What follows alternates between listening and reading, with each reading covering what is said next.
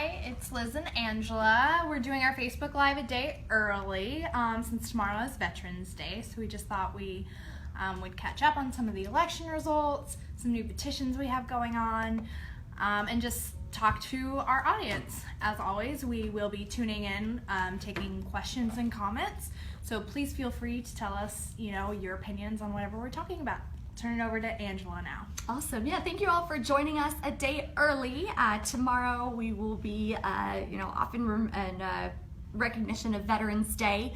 So wherever you are, whatever your plans for Veterans Day may be, we hope you get a chance to say thank you to a veteran in your community. Maybe you have veterans in your family, or maybe you are a veteran, and we certainly thank you for your service.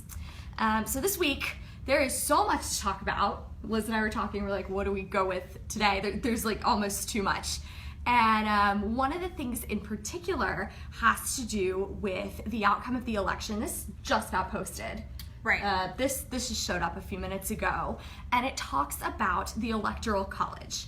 And if you live in a major city, or if you follow the news out of New York, out of Philadelphia, out of Portland, really anywhere, there have been massive street protests. People saying Hillary Clinton should still get the Electoral College vote, even though the way the states voted, she wouldn't, and Trump is the president-elect. They're basically trying to change the Electoral College. So this petition says, don't do that. This is actually not unprecedented. This has happened 4 times before in American history, some of them even back in the 1800s. Trump is going to be the 5th. And the petition argues this is set up in the Constitution to work a certain way. It's done that 4 times. Let it do it a 5th. Don't go messing with the Constitution. Don't change the rules of the game in the 4th quarter when the clock's ticking down. So that petition's brand new. So if you agree with it, of course, we hope you go sign. If you disagree, tell us. We're really interested in hearing your feedback about where you see the country going from here. We also have a petition that relates to the Veterans Mental Health Hotline. You want to talk about that a little bit? Sure, yeah. So today, obviously, is Veterans Day, in a time where we can remember and honor those who have fought for us. We've talked about this petition before, but there is a real problem with phone calls being made to the Veterans Affairs Crisis Hotline not being answered. They'll either keep ringing, they'll get an answering machine, and as a result, 22 veterans a day take their own lives. Now, we obviously don't know if that's a direct result of the phone lines not being answered, but it's hard to tell how many of these people may have reached out for help on their own. So, just sign the petition to just make sure that Congress enforces and makes sure that every time the phone rings, that it's answered, just so that veterans can get the care that they need. Definitely, and the help that they need. If you look at the reasons for signing under that petition, that's one of the most, moving things I think that I've read on this site, of people writing in and saying that they've lost a family member, or one man wrote in and said that he himself had used the crisis hotline. It's there to be a resource to veterans. If you or someone needs it, that's what it's for. And I pray that this gets resolved. The petition is designed to make it work for the people that it's designed to serve, and we've got several thousand signatures. Are we over 10K on that? I think we're over 10K. I can look. All right, but that petition is moving right along, and now that veterans are on our mind with their holiday tomorrow, we're actually at over 12,000 signatures. So I'm gonna post a link to this one. So the link that we have up right now is for our Electoral College, the link that's in our description, and I'm about to post a link to the veterans one for you all as well. Very cool. There's also a very interesting petition, kind of switching gears from the veterans issue, about FBI Director Comey. And even though the election is over, FBI Director Comey is still in office, and he is still, cleared Hillary Clinton of any wrongdoing in the Uma Abedin probe, where it was the emails that were on her now estranged husband Anthony Weiner's laptop. 650,000 of them, and the FBI says that they reviewed all those emails really fast. They didn't find anything wrong. They cleared her. And John Russell is the name of the petitioner. And Right. he came up with the idea and said, if there's nothing in the emails that's like not bad for someone not in government to see, why can't we see it? He's saying just release all the emails, read them to the public. No? So I mean, I think that seems to be a pretty fair thing. If there's no criminal activity like Comey's claiming, I feel like there should be no issue with the American public having access to that, as since they were both public officials at the time. That's what the whole point of the Freedom of Information Act is to begin with. It seems pretty evident that part of the reason that Hillary Clinton was using a private server was to get around that, and so I think everyone should have access to those records. it would be very interesting to see. I feel like we've spent so much of this election cycle, everyone reading emails. The Podesta emails have finally culminated in that election that we saw on Tuesday night. And I don't know how many of you all were surprised. If you called that outcome, you're a much better predictor than I am. Let me know who you are so I can ask you for the lotto numbers, because you called it. I didn't. I don't think that most people did. I was taken by surprise. So whether the outcome is what you wanted or what you didn't, it's definitely something that wasn't anticipated, especially, on things like Real Clear Politics or New York Times Upshot just started to swing for Trump at the very end. So it's really surprising, and we're going to be talking going forward about what does polling mean? Can we trust the polls? Can we not trust the polls? And we would love to hear your thoughts on that as well. So there's the Comey petition. There's also an interesting stat we wanted to pull out. Do you want to explain this one? This is sort of a fun fact for the day. You can tell people over the weekend if you need a funny story for a cocktail party. This is it. So there's it's always interesting after elections just to see the breakdown of counties, because a lot of times, and this election is a huge example of that, is it's not necessarily red states versus blue states. It seems to be more that it's rural, suburban versus the cities, and the rural people came out a lot more than a lot of the city dwellers. But another one of the breakdowns that they did was just analyzing the percentage of voters, like how they voted based on which counties had Cracker Barrels, which is obviously going to be a more southern rural thing, versus which counties had Whole Foods. I think that's really neat. And the stat itself, they've been tracking this for a long time, all the way since the late 1980s. So they used to be a pretty small, about like a 19% gap in the way counties with a Whole Foods voted versus counties with a Cracker Barrel. Now that gap is over 50%. So I don't know if you guys live in Whole Foods counties or Cracker Barrel counties. I know that I live in a Whole Foods section of the world, but I am a Cracker Barrel fan, a diehard Cracker Barrel fan. So I don't know what that says about me. Definitely not what I was thinking of when I was voting. Maybe if you were very hungry, if you had a long line at your polling place. But it's very interesting to see the demographic breakdown that we're learning so much from this election. So if you're just joining us, again, we're here with StandUnited. We're an online petition platform. We are glad that you are with us.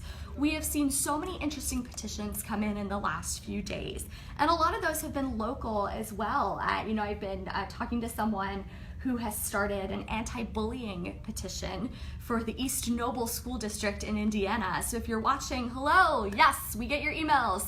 It's great to hear from you, and we are very excited to help move these petitions forward. That petition in Indiana specifically is about teen bullying in schools.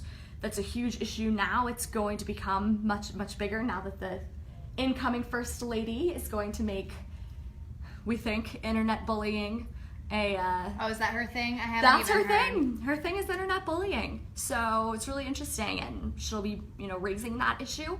So that's becoming more of a hot button thing now. We also have a fascinating petition that we mentioned last week in West Virginia about saving a local high school that was going to be disbanded and dissolved into 2 different high schools.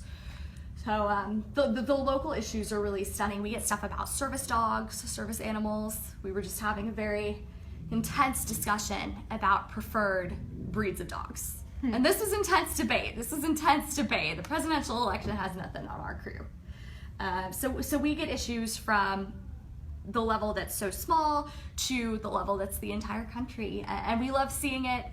We love seeing these petitions take off. So Carolyn actually asked us what we're all about.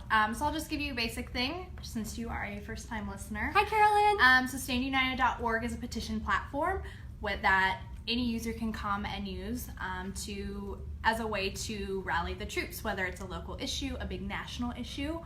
It's similar to Change.org, but we're just a little different. We stand for limited government, free enterprise, all of that fun stuff.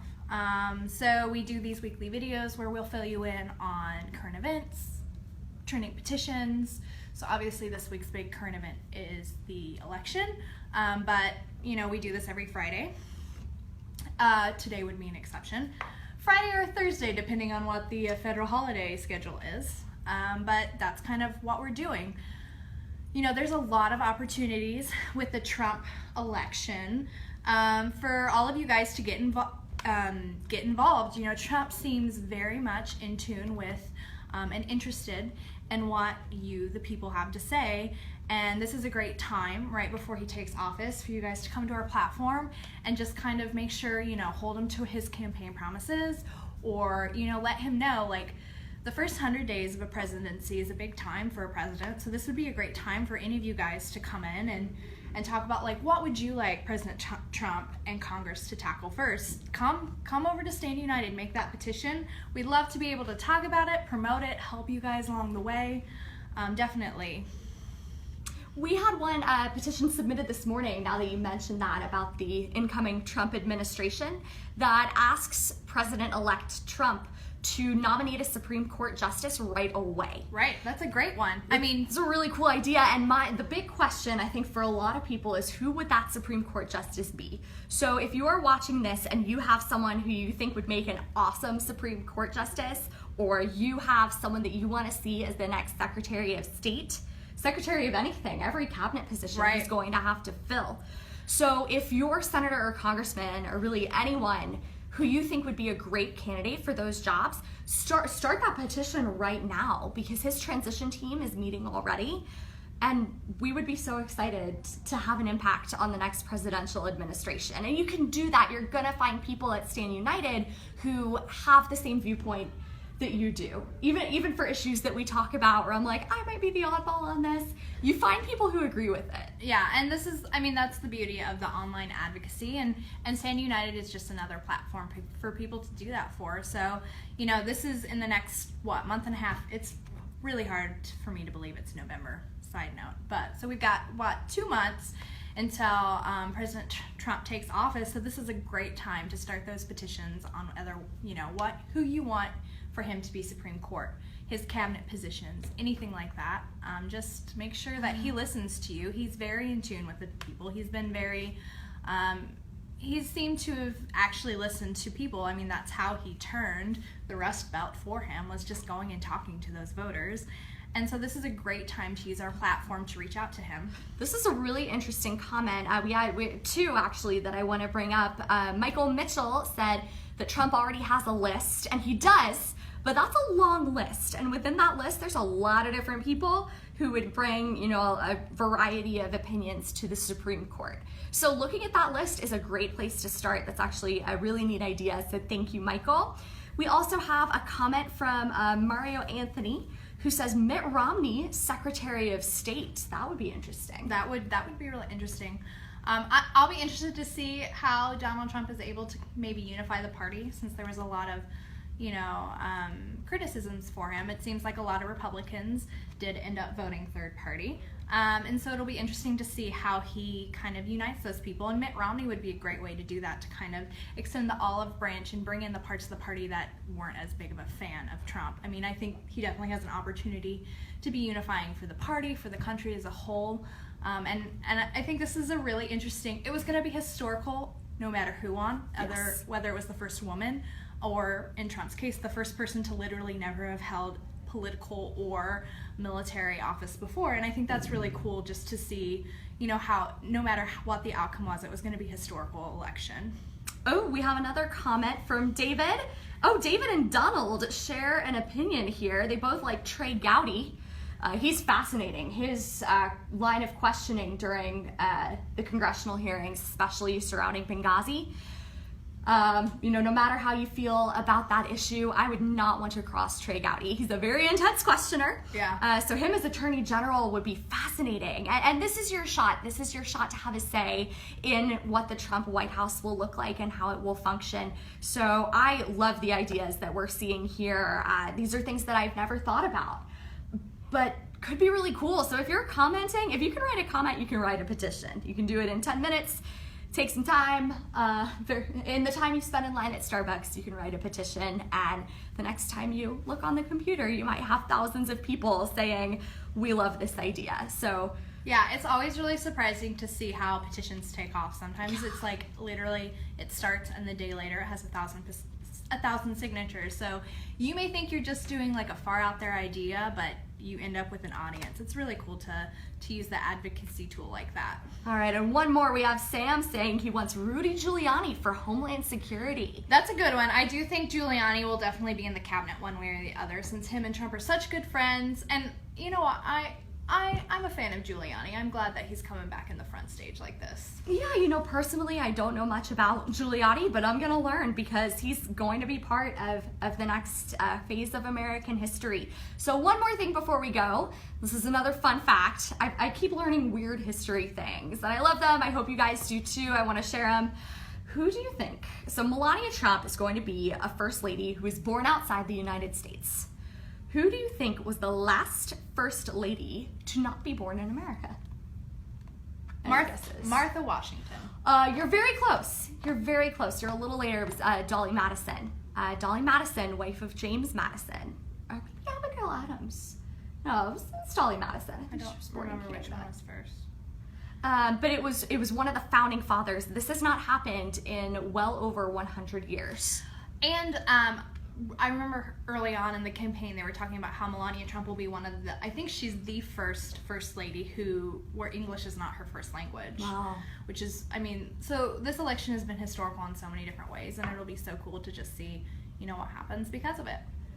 Yep, I see people already on social media making plans about the inauguration, whether that's plans to sit it out or wear all black or protest, or plans to go and cheer, plans to go tailgate, plans to celebrate this long, tough election being over. So no matter what you do, we hope you, feel good. We hope that you stay safe this weekend.